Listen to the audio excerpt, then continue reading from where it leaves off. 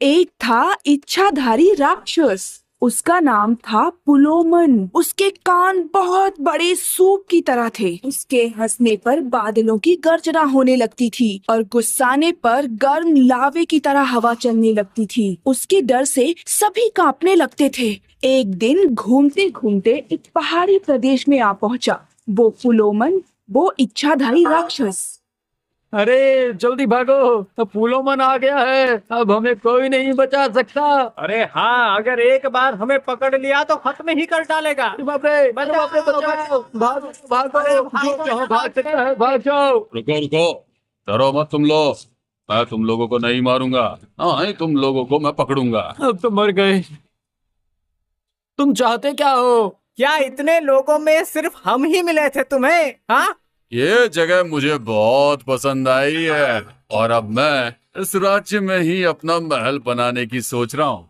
पुलोमन का महल? और ये महल ऐसा होगा जिसे देखकर सबकी नजरें खुली की खुली रहेंगी। लेकिन वो महल कौन बनाएगा? उसके लिए तो एक ऐसे शिल्पकार की जरूरत पड़ेगी जो महल के नक्शे से लेकर सजावट तक सब कुछ खुद खड़े होकर करवाए। ऐसा महान शिल्पकार तो एक ही है, पर उसे बनाना बहुत मुश्किल है। ये कैसे करोगे? उसका इंतजाम हो जाएगा।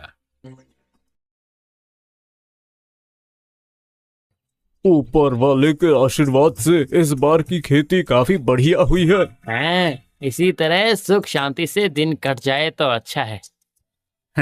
अरे क्या अच्छा बोलने से सब कुछ अच्छा हो जाता है क्या पगले? हैं? तुम लोगों का ये सुख ज्यादा दिनों तक नहीं टिकेगा। ये आप क्या कह रहे हैं बाबा? हाँ, वर्षा के देवता तुम लोगों के सहायक है, इसीलिए वर्षा हो रही है। पर अगर वो रुष्ट हो गए तो अकाल पड़ जाएगा। सर्वनाश! तो फिर आप ही कहिए बाबा, देवता को कैसे संतुष्ट रखा जाए, बताइए। इस गांव में जो एक महान शिल्पकार रहता है ना, ये काम तो सिर्फ वो ही कर सकता है। महान शिल्पकार तो एक ही है, श्रीधर, पर वो इसके बारे में क्या करेगा? नहीं नहीं नहीं, तुम फिक्र मत करो, मैं सब कुछ बता दूंगा। तुम सब बस उसे मना कर मेरे पास लेकर आ जाओ। तो फिर चलो, सब मिलकर श्रीधर के पास चलते हैं।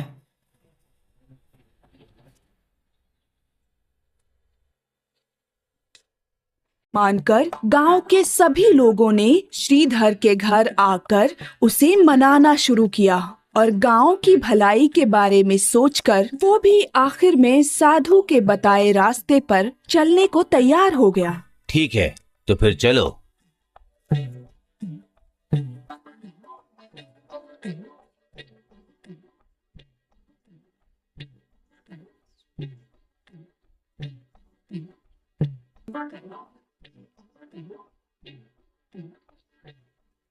गांव की सीमा पार करके काफी आगे आ गए हैं, अब मुझसे चला नहीं जाता। तो ठीक है, सामने उस पेड़ के नीचे बैठकर थोड़ा सा आराम तो कर लो। हाँ, यही सही रहेगा।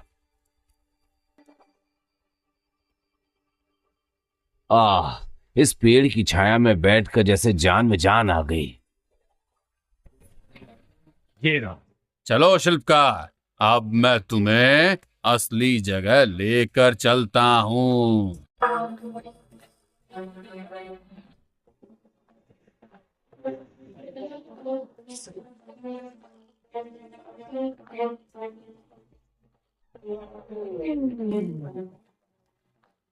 अरे ये क्या? कौन हो तुम? और मैं कहाँ पर हूँ? डरो मत तुम, अब से राक्षस राज पुलोमन के अतिथि हो। मैं तुम्हें किसी चीज की कोई कमी नहीं होने दूंगा। सिर्फ तुम मेरे लिए एक ऐसा महल बना दो जो कि सबसे अलग हो। अरे वाह, तुमने कहा और मैंने कर दिया। अगर तुमने मेरे कहने के अनुसार काम नहीं किया तो फिर उसका अंजाम भुगतना होगा तुम्हारे गांव के लोगों को। ऐसा लग रहा है कि मैं राक्षस के जाल में फंस चुका हूँ। इसकी बात मानने के अलावा दूसरा कोई रास्ता ही नहीं है।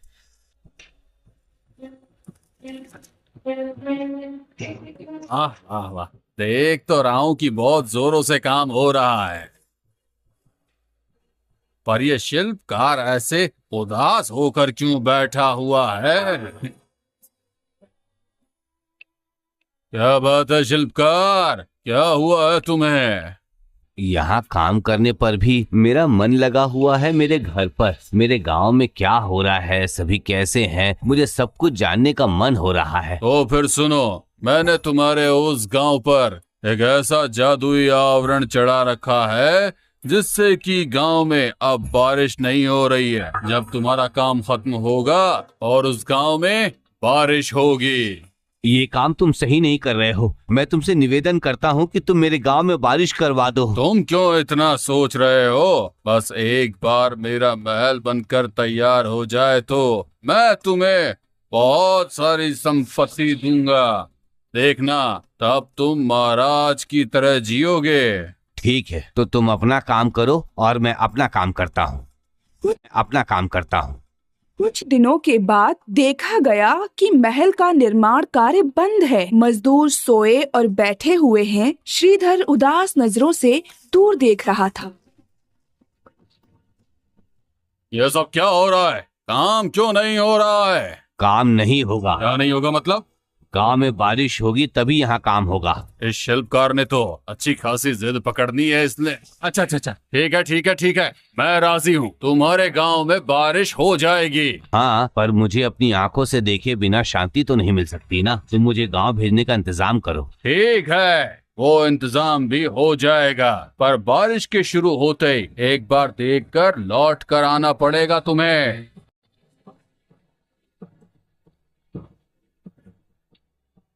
अरे अरे, ये देखो, हमारा श्रीधर लौट आया है। अरे, तुम जब से गए हो तब से हमारे गांव में बारिश ने दर्शन नहीं दिए हैं। खेतों में दरारें पड़ गई। तुम लोगों के दुख का हाल मैं जानता हूँ, इसलिए तो लौट आया। सुनो सब लोग, इच्छाधारी राक्षस की नजर हमारे गांव पर पड़ गई है। यहाँ बारिश होगी पर ज्यादा दिनों तक नहीं। जब बारिश शुरू होगी तो हमें वो पानी काफी ज्यादा मात्रा में जमा करके रखना होगा। हुआ, गांव में बारिश देखकर आ गए हो ना, तो अब मन लगाकर अपना काम करो और उसके बाद मैं फिर से लगाम कस दूंगा। इस राक्षस पर यकीन नहीं किया जा सकता, इसलिए मुझे कोई उपाय निकालना ही होगा। मेरा काम खत्म हो गया, तुम्हारा महल तैयार हो गया है पुलोमन। कमाल है, मैंने जैसा सोचा था ये महल तो उससे भी खूबसूरत बना है। आहा, खुशी के मारे मुझे बहुत नाचने का मन कर रहा है और आज मैं पूरी रात नाचूंगा। नाचो नाचो, मैं भी तो यही चाहता हूँ। पहाड़ धरती कपकपाते हुए नाचो। मैं बोल रहा हूँ कि अब मुझे गांव भेजने का इंतजाम करो। वो तो तुम जाओगे, लेकिन अब किंतु परंतु क्या? और मेरा नाम भी पुलोमन है। तुमने जैसे मुझे मजबूर करके गांव में जो बारिश लेकर आए थे, उसका परिणाम तुम्हें और तुम्हारे गांव वालों को तो भुगतना ही पड़ेगा। वो देख लेंगे हम। अभी तुम सिर्फ खुशी से नृत्य करो। हाँ।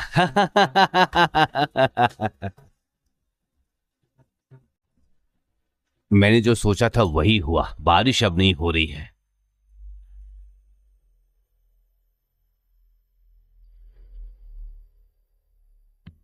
उस दिन काले बादल होकर बारिश आई थी, लेकिन वापस सब सूखा पड़ गया है। ऐसा क्यों हो रहा है, बता सकते हो? तो क्या राक्षस ने फिर से करामात शुरू कर दिए क्या? ऐसा होगा ये तो मैंने पहले ही अंदाजा लगा लिया था, समझे। इसलिए मैं भी अपना काम करके ही आया।